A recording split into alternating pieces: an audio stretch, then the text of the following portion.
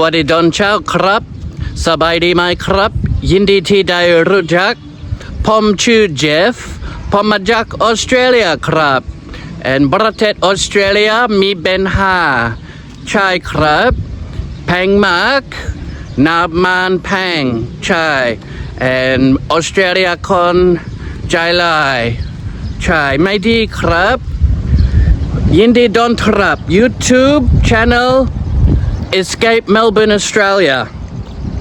It used to be called We Are Change Melbourne, but after the efforts that were made and unappreciated to a great extent in Melbourne during the COVID times, now we are experiencing the second wave of tyranny, and I have reached a safe destination. As many of the loyal viewers may remember, during those tyrannical times of lockdowns, masks, and pandemic plans to restrict freedoms, I was very active and vocal, exposing corruption on a large scale. And in return, I ended up on 12 charges before the courts, and I faced the magistrate at Broadmeadows Court in Victoria, and the support was dismal, very appalling. Only 2 people showed up to support me during that difficult time, and I still haven't forgotten it. So I made a video in Cambodia stating that when the next wave of tyranny hits, I'm not going to lift a finger, because I seen what come as a consequence of that.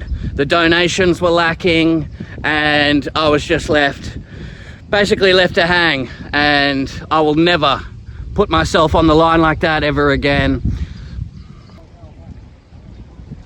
But yes, after sacrificing so much for my country, and then afterwards losing both parents and left alone in a very dangerous suburb of Victoria, and the crime was at an alarming rate, so it was the best option to relocate.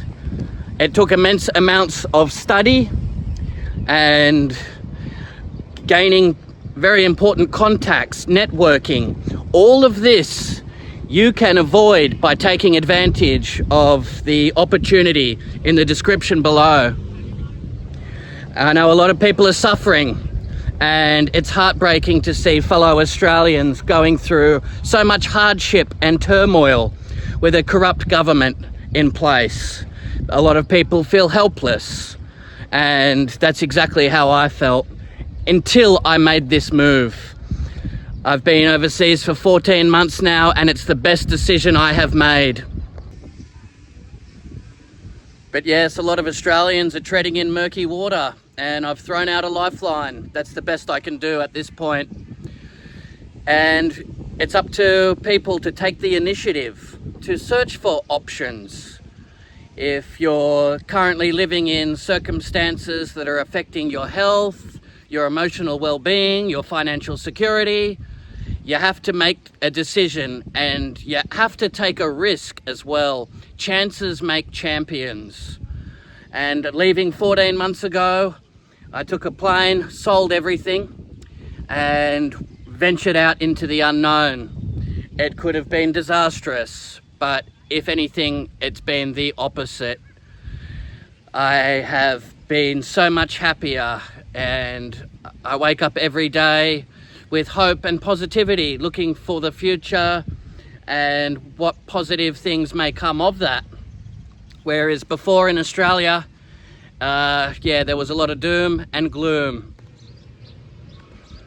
But yes, as stated in previous videos, I really put my head on the chopping block during the whole pandemic, exposing police brutality, government corruption, turning up at injection sites, boots on the ground, podcasts, everything in my capacity to try and restore freedom to my country. And yeah, the amount of support that I gave to others, it wasn't reciprocated. So now, for the last 14 months, I've been doing a lot of traveling. I've been to Laos 4 times, Cambodia, Singapore, spent the majority of my time in Thailand, and I've been keeping an eye on what's going on back in my home country, and I'm not impressed whatsoever. And looking back, there was a lot of infighting, a lot of egos, people trying to grandstand, infiltrators coming in, others trying to censor speeches. It was a big mess, and it's something that I would never want to experience again. So what I'm doing now is putting all my energy into relocating people, and I started off with a lot of the loyal supporters.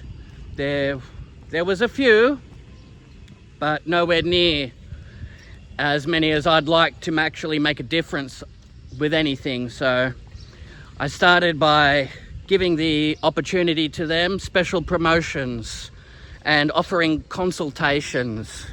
For people that I know have a good heart, I scheduled consultations via Zoom and provided them valuable information on how to rescue themselves and family.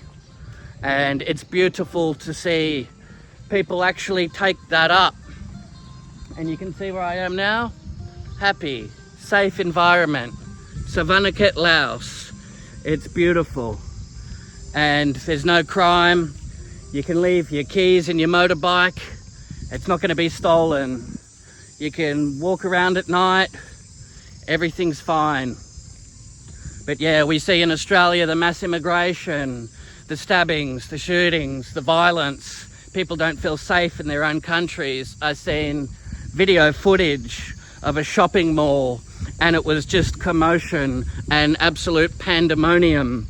And I know Australians are disgusted by this, but a lot were very complacent during that whole pandemic period. They thought, oh, it'll sort itself out, or everything will be fine, or they believed the propaganda. And yeah, later you can see a lot of people regret their decisions medically, and also the advice that they gave family members. There's been a lot of disastrous consequences that have come as a result of that. And you know, there was a lot of pressure from government. People had their employment put on the line. They were given ultimatums. They were threatened. A lot of people were ostracized from their family for vocalizing the corruption, explaining how this is wrong, immoral, and a lot of the action that was put forward, it just simply wasn't justified. Social distancing, and people weren't left to their own devices, their pressure. It was absolute chaos. And I had police turning up at my house regularly, serving breach of orders, papers, and yeah, it was just, it was out of control. So the best advice that I would give to somebody that's still living in Australia and facing these problems on a daily basis is support your activists, get behind them, do everything you can.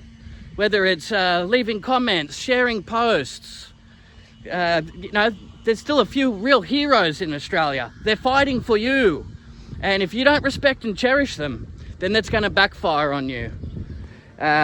You know, I can name a few right now that are doing remarkable work. You have Jackie Dundee, you've got Holy Joe. Now, you better get behind these people, because they may be your last hope. And if you take people for granted, then you simply won't have that support, and you won't have those warriors in future. They're going to put themselves on the line for you. So, you know, if you're going to stay in that hell and face that turmoil, then you got to think smart. A lot of people are very naive like that. But yes, Laos, I wouldn't want to be anywhere else.